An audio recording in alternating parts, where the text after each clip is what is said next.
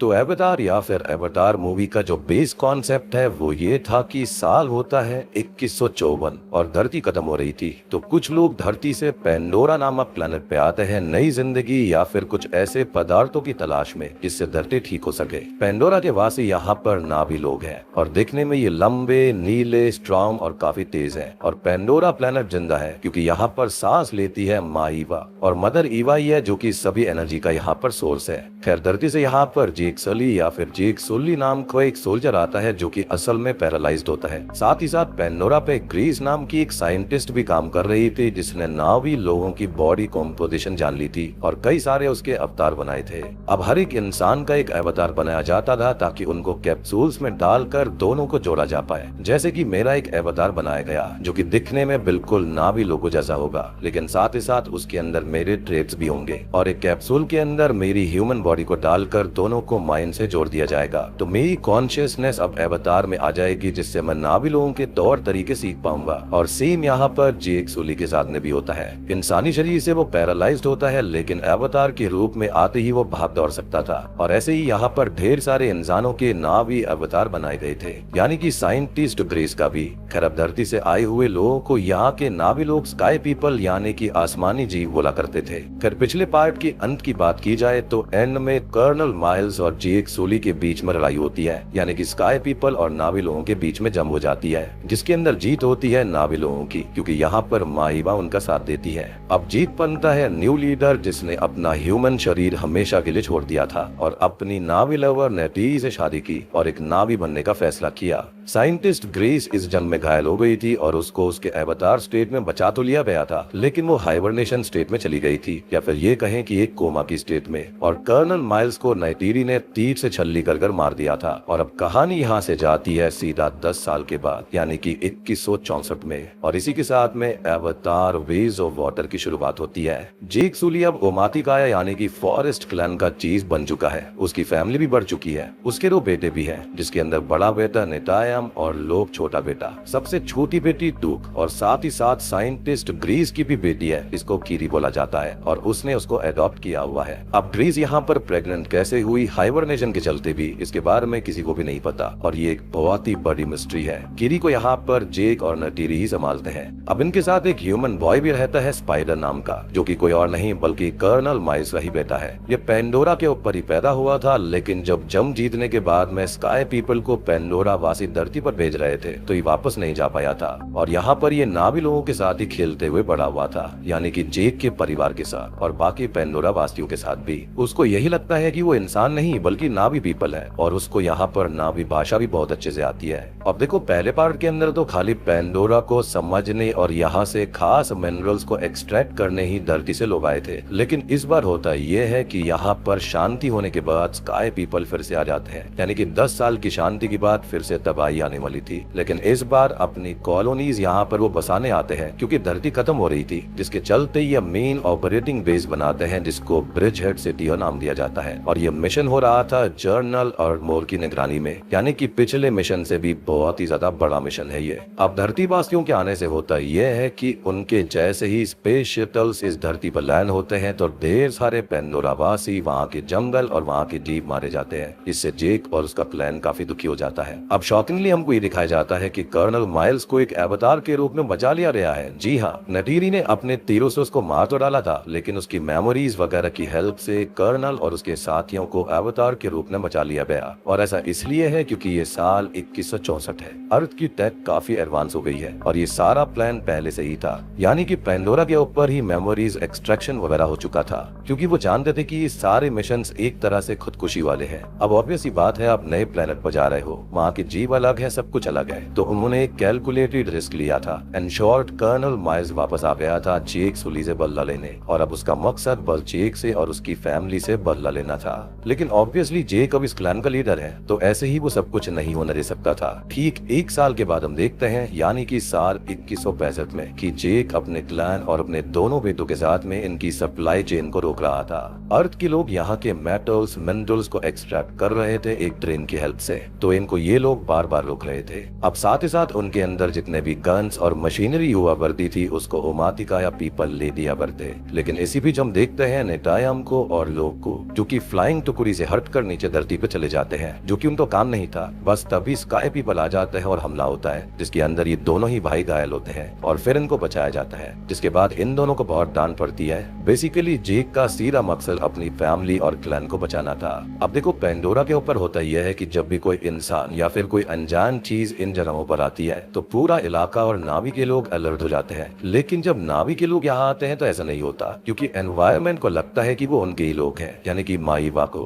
तो इस थियोरी को टेस्ट करने के लिए कर्नल माइल्स अपने टुकड़ी के साथ यहाँ पर जाते हैं अपने अवतार के रूप में। लेकिन उसी टाइम पर कीरी, लोआ, टूक, स्पाइडर उस इलाके में होते हैं जहाँ पर पिछली मूवी के अंदर कर्नल अपने इंसानी शरीर में मारा गया था और जिस क्रायो ट्यूब के अंदर जेक की ह्यूमन बॉडी रहती थी। अब सेम इलाके में कर्नल पहुंच जाता है जहाँ पर उसको अपनी कंकाल बनी हुई बॉडी दिखाई देती है और उसको नेटीरी की याद आती है कि कैसे उसने उसे मारा। वो गुस्से में अब खुद का ही स्कल क्रश कर देता है और ये चारों चुपके से इन पर नजर रख रहे थे। हालांकि वहाँ पर जाना इनको अलाउड नहीं था, लेकिन लोआ की जानकारी देता है अपने पिता जेक को कि यहाँ पर नावी लोग तो हैं, लेकिन वो दिखने में अलग है। सोल्जर जैसे कपड़े उन्होंने पहने हुए हैं। तो नेटीरी, जेक और उनका बड़ा बेटा नटायम सीधा ही निकल जाते हैं उस इलाके की तरफ ताकि वो सबको बचा पाए। लेकिन होता यह है कि इन चारों को माइल्स और उसके लोग पकड़ लेते हैं। इनफैक्ट यहाँ पर कर्नल पहचान जाता है कि कीरी क्रेज की बेटी है और बाकी दो नटीरी और जेक के बच्चे। इनफैक्ट वो अपने बेटे स्पाइडर को भी पहचान जाता है, लेकिन इन्होंने चारों को बंदी बना लिया था और वो वहीं पर वेट करते हैं कि जेक वहाँ कब आएगा।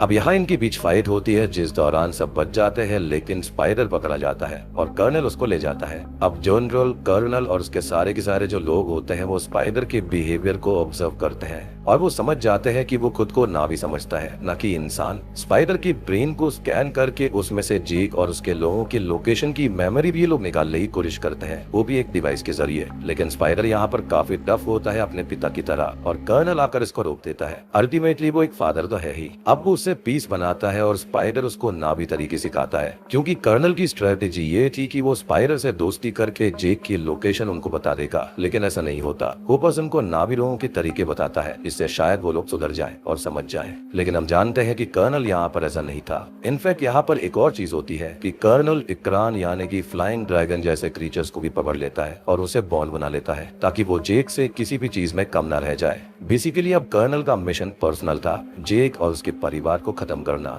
मतलब फिलहाल ये मूवी पेंडोरा के ऊपर नहीं थी, खाली जेक और कर्नल की पर्सनल फाइट और यहाँ पर फैमिली के रिश्तों के ऊपर थी। अब हाई राउट में जाकर जेक समझ जाता है कि जो आसमानी लोग हैं वो स्पाइडर से उनकी लोकेशन निकलवा ही लेंगे। वो जानता था कि उनका टॉर्चर बहुत खतरनाक है, तो वो फैसला करता है कि अब वो और उसकी फैमिली यहाँ पर नहीं रहेगी। हालांकि नटीरी इसके खिलाफ थी, लेकिन वो फिर भी उसको मना लेता है। वो इस जगह को छोड़कर कहीं और चले जाएंगे। इनफैक्ट जेक यानी कि टॉरक माक्तो जो होता है वो चीफ की पोजीशन भी तरसम नाम के एक नावी को दे देता है, क्योंकि काफी अच्छा लीडर बनेगा। और सबसे बड़ी बात, यहाँ पर जेक और नेटीरी शॉक्ड होते हैं कि कर्नल अभी तक जिंदा है और अब तो वो ज्यादा पावरफुल है, एज वो यहाँ पर उन्हीं के बीच में घुल मिल गया है, यानी कि एक नावी बन चुका है। खैर अब क्या था, ये सब निकल पड़ते हैं अपने नए सफर की ओर, यानी कि समुद्र की ओर, और ये सब पहुंच जाते हैं मैथकेना रीफ लोगों के पास में, यानी कि वाटर पीपल के पास, जो कि पेंडोरा प्लेनेट के ईस्टर्न सी के पास में है। यहाँ पर 100 से भी ज्यादा आइलैंड है और अलग अलग वाटर क्लैंस भी हैं। अब एक चीज और कि अब तक हमको यही लग रहा था कि नावी लोग फॉरेस्ट में ही रहते हैं, लेकिन नहीं, यहाँ पर पानी भी एक एलिमेंट है और पानी के लोगों को कहा जाता है मैथकेना। यहाँ पर कुछ डिफरेंशिएशन भी है इसके अंदर, जैसे कि इनकी टेल और हैंड्स थोड़े से अलग और स्ट्रॉन्ग होते हैं, जिससे कि पानी में तैरने में इनको आसानी मिलती है। खैर अब जेक इनके क्लैन के लीडर यानी कि चीफ टोनवारी और उसकी वाइफ रोनल से उतुरु मांगते हैं, यानी कि पनाह मांगते हैं अपनी फैमिली के लिए। लेकिन होता यह है कि जो रोनल होती है वो यहाँ पर इनको ये कहती है कि वो अपनी जंग उनके पास लेकर नहीं आ सकता, और साथ ही साथ वो इन सबको कमजोर बताती है कि वो क्लैन के अंदर फिट नहीं हो पाएंगे, और कहती है कि ये सब तो हाफ ब्रीड्स हैं, डीमंस है, यानी कि अर्थ के लोगों से कनेक्टेड है, उनका खून इनके अंदर है। जिस पर टोनवारी फाइनली डिसाइड करता है कि वो लोग यहाँ पर रहेंगे, क्योंकि टॉरक माक्तो यानी कि जेक का जिक्र पानी के लोगों के बीच तक था। अब आप सोचेंगे कि जेक यहाँ पर आया क्यों है, तो जेक जानता था कि कर्नल का टारगेट सिर्फ वो और उसकी फैमिली है और उसकी वजह से पेंडोरा सफर नहीं करना चाहिए, लेकिन वो ये भूल गया था कि वो कहीं भी चला जाए दिक्कत तो आएगी। खैर अब जेक और नेटीरी को टोनवारी और रोनल यहाँ के तरीके सिखाते हैं। दूसरी तरफ लोआक चीफ की सुंदर बेटी सिराया से दोस्ती कर लेता है और सिराया और उसका भाई ओनुंग इन सभी को वेज ऑफ वाटर यानी कि यहाँ के क्रीचर्स, यहाँ का रहना, पानी में तैरना, सांस पे कंट्रोल करना सिखाते हैं। लोआक और सिराया के बीच में हम एक बॉन्ड भी बनता हुआ देख पाते हैं। हालांकि अभी भी इनका क्लैन इनको फुली एक्सेप्ट नहीं करते, लेकिन चीफ के कहने पर उनको यहाँ पर पनाह मिल जाती है और ये चीजें सीख भी लेते हैं। और हम जानते हैं कि जेक सुली बहुत ही जल्दी अडेप्ट कर लेता है। लेकिन यहाँ एक स्पेशल चीज थी कि कीरी बहुत ही आसानी से सी के साथ बॉन्ड बना लेती है। वो स्पेशल है क्योंकि ग्रीस की ह्यूमन बॉडी आखिरी मूवी में माईवा से जुड़ गई थी, इसलिए उसके अंदर माईवा और अपनी माँ की काबिलियत थी। वो माईवा को फील कर सकती थी, सुन सकती थी। लेकिन हमेशा ही कीरी के मन में एक सवाल उठता रहता था कि उसका पिता कौन है, और इसके बारे में उसको कोई जवाब नहीं दे सकता था क्योंकि किसी को पता ही नहीं था कि ऐसा हुआ कैसे है। और शायद से हम इस चीज को माईवा का ही कोई प्रेजेंट समझ सकते हैं। अब जीक का छोटा बेटा लोआक सिराया के भाई ओनुंग और उसके दोस्तों से लड़ने लगता है, और ऐसा इसलिए क्योंकि वो सब कीरी का मजाक उड़ा रहे थे एज उसकी 4 ही उंगलियां थी, यानी कि वो हाफ ब्रेड थी। अब लोआक और उसका बड़ा भाई भी इसमें इन्वॉल्व हो जाते हैं और बस उनके बीच में मुद्दा मुद्दा होने लगती है। लेकिन जेक के कहने पर लोआक ओनुंग से माफी मांगने चला जाता है। लेकिन जेक यहाँ पर अंदर ही अंदर खुश भी होता है कि उसके लड़कों ने ज्यादा मार पिटाई करी है और क्लैंस की शक्ति और वो सब होता है ना, तो यहाँ पर वही था।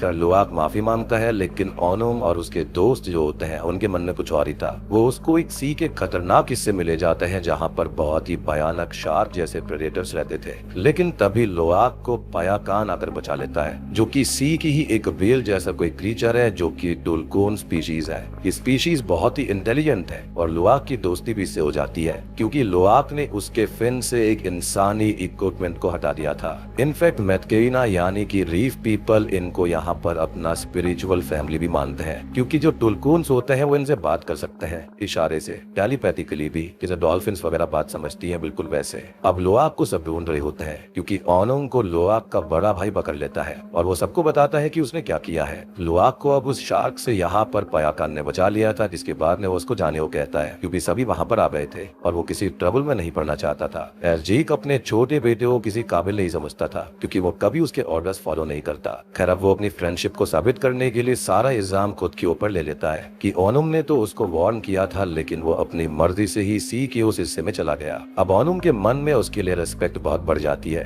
जिसके बाद में लोआक सभी को पायाकान के बारे में बताता है। तो सिराया लोआक को बताती है कि ये टुलकोन्स है और कोई अकेला टुलकोन हो ही नहीं सकता क्योंकि ये हमेशा ग्रुप में रहते हैं और फिलहाल टुलकोन्स दूर गए हुए हैं, वापस नहीं लौटे। तभी वो सिराया को ये बोलता है कि उस टुलकुन का एक फिन नहीं है और तब एक कहानी आती है कि उस टुलकुन का नाम असल में पायाकान है, जिसको उसके ग्रुप से बर्खास्त कर दिया गया था क्योंकि उसने यहाँ के लोगों को और अपने टुलकुन साथियों को मारा था। लेकिन लोआक नहीं मानता है, उसने तो उसकी जान बचाई थी, तो वो हत्यारा कैसे हो सकता है। खैर अभी ट्रिप के दौरान कीरी और बाकी लोग जाते हैं मैथकेइना की सेक्रेड लैंड और ट्री ऑफ सोल्स के पास, जहाँ पर कीरी अपनी माँ की स्पिरिट से मिलती है। उनसे पूछती है कि उसका पिता कौन है, लेकिन कुछ भी बताने से पहले ही उनकी स्पिरिट को कोई खींच लेता है और कीरी को बहुत ही भयानक सीजर आने लगते हैं। और आज से पहले ऐसा कभी भी नहीं हुआ था, यानी कि यहाँ पर कुछ ना कुछ राज कीरी और ग्रेस को लेकर छुपे हुए हैं, जो कि अवतार 3-4 में पता चलेगा। जी हाँ, बहुत सारे पार्ट्स ऑलरेडी डिसाइड हो चुके हैं, जो कि शायद से 2024 और 2026 में आने वाले हैं। खैर अब जीक अपनी बेटी की मदद के लिए उसके ह्यूमन दोस्तों नॉर्म स्पेलमैन और मैक्स पटेल को बुलाता है, लेकिन वो कुछ खास नहीं कर पाते। और तभी वहाँ पर रोमल आ जाती है, यानी कि चीफ की वाइफ, जो कि अपने जादू टोने से कीरी को होश में ले आती है और वो खुद भी यहाँ पर प्रेग्नेंट थी।